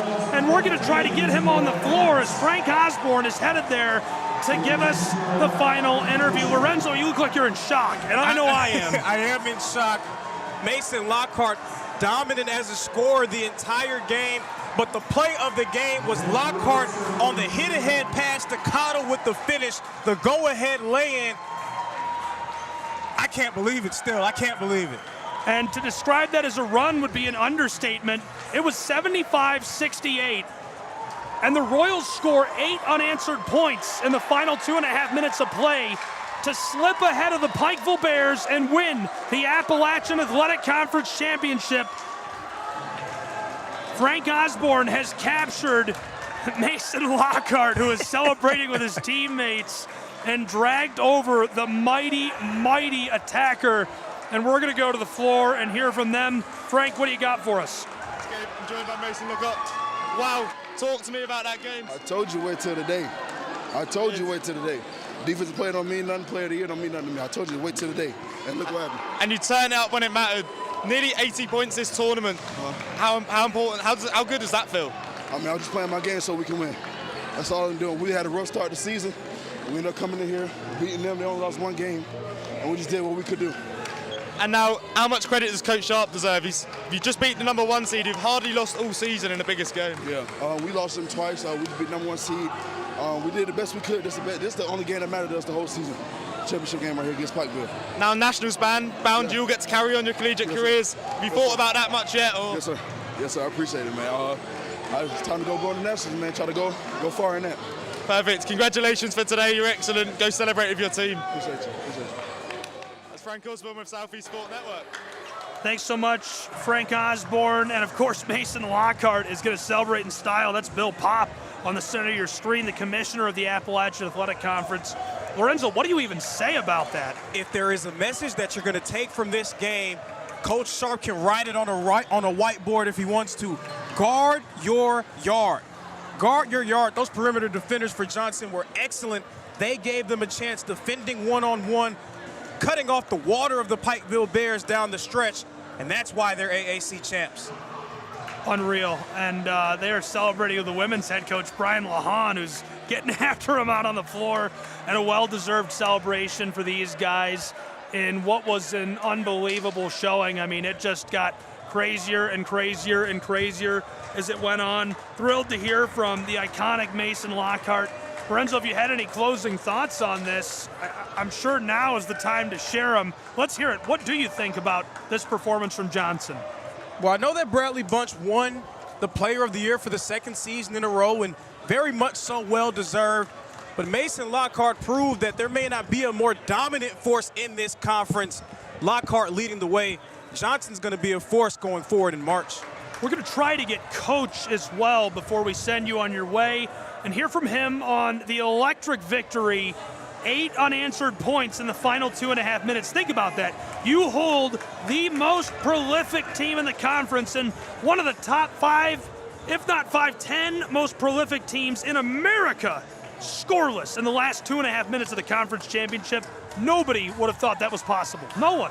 And it was the way that they did it as well. U-Pike going with that 5-out group, deciding to leave Zion Blevins on the bench, trusting Riley Salmons, Mason Lockhart out on the perimeter. But again, that perimeter defense of Johnson so strong down the stretch, and that's why they came away with the victory. Well-deserved victory on a dogfight to the very finish. As we go back to the floor, we'll hear from Frank Osborne and the coach, the victor today in the championship. Thanks, Gabe. I'm joined by Coach Sharp. Talk to me about that game. How good was that? Oh, man, unbelievable. You know, a lot of people don't realize it, but, like, I was telling people early on, like, this is the best team I'm one of the best teams I've ever had. And we were 4-11 to start the year. We played probably the hardest non-conference strength of schedule in the country. And we have a saying, if it ain't rough, it ain't right. And down 5, down 7 with 2 minutes left, we got guys that have been through a lot in their life, coaching staff that's been through a lot in their life, and proud of them. We just keep fighting. And to take down the #1 seed, who have almost been invincible this season, how good does that feel? If it ain't rough, it ain't right. That's the way we wanted it. We wouldn't want to play anybody else besides them. Ton of respect for them and their staff, and I'm just proud of my guys. And talk to me about Mason Lockhart. How good is he? I'll never coach a player like that again. Hold on a second, sorry. You're good. I'll probably never coach a player like that again in my career. I mean, he could have left this year and went and gone and played Division I basketball, and he stayed and stuck it out. And he told me when he came, we were going to win a championship here, and that's what he did. He delivered. And now national tournament. Have you thought about that yet, or have you not really got to that bit? I hadn't really thought about it. I mean, but I have all year. Our goal, I mean, to be honest, our goal is to win a championship. But our goal every year is we want to make the national tournament, whether it's a championship, an at-large, auto bid. Our goal all year is to find a way to the national tournament. And this year, with some of our non-con losses, the only way there is to win the tournament. And God is good, man. God is good. Well, congratulations. Go and celebrate with your team. It was an excellent achievement. Frank, thanks so much. Congratulations to Coach Sharp. Well deserved. That is going to wrap our coverage. An unbelievable title claimed by the Johnson Royals. I don't think he even realizes they held them scoreless the last 2.5 minutes and scored 8 unanswered points to take the championship. Well deserved, and they are going to go cut down the net. We're going to send you on your way. We would love to have you return and hang out for the Women's Appalachian Athletic Conference Basketball Championship next, right where you're watching it now, the same app, platform, wherever you are. We'll be back on the Southeast Sports Network, the Reinhardt Eagles and the Milligan Buffs, and our next event. Well, for everybody here, the entire crew, all of the fans, and of course the 2 teams, I'm Gabriel Schrei saying so long for the Southeast Sports Network. All games and events airing on our networks are broadcast live and are copyright material. Today's game will be archived and available for replay inside of the Apper platform where you viewed it.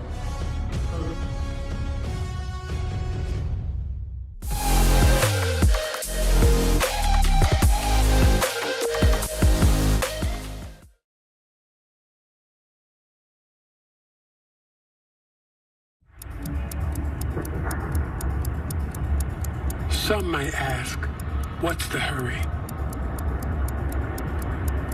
But if it's the difference between getting McDonald's breakfast and settling for a Big Mac,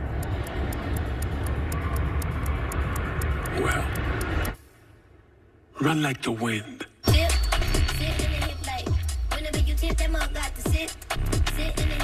Ba-da-ba-ba-ba.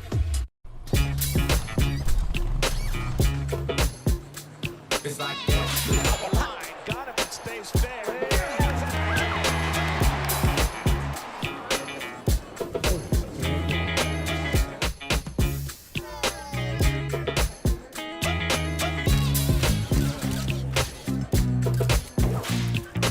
Everybody feel it, come around with the rhythm, it's a sound. Everybody get down when we bring it to you. It's like that.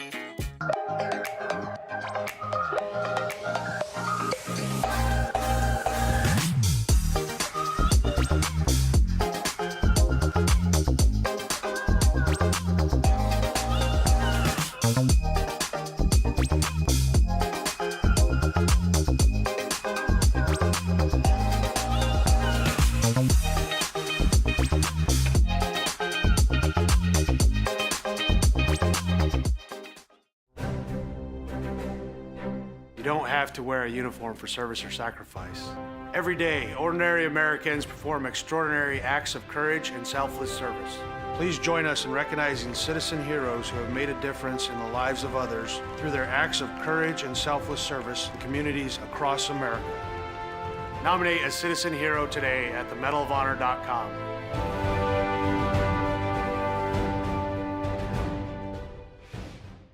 Welcome back to Super Bowl 58 in Las Vegas. Tony, what do you think? Quincy, it's 2 a.m. You have school tomorrow. Get some rest. See you tomorrow, Saquon. You got it, Quessy. His name is Quincy. The crowd goes wild. Hey, Quincy. Quincy, your son's fantasies are going to destroy my house. Spin move. Quincy, take the snap. Hike. Here comes Fred Warner. I'm open. He's got Jefferson. All right. Hit the gritty? Nah, hit the Quincy. What is that boy doing? Nobody was Oh no! Bring it, little man. Cam Jordan!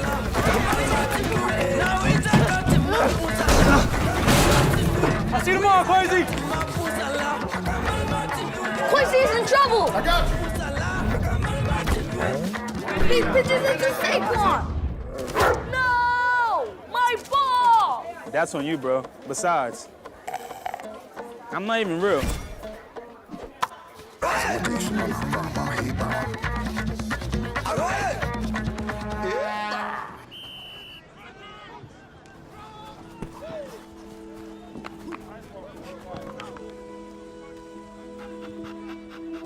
Is this your ball? What's your name? Quishy. Kwesi. I'm OC. I know that look. I know that dream. I had the same one. See, Kwesi, doesn't have to be a dream anymore. Doesn't matter where you're born, as long as you're born to play.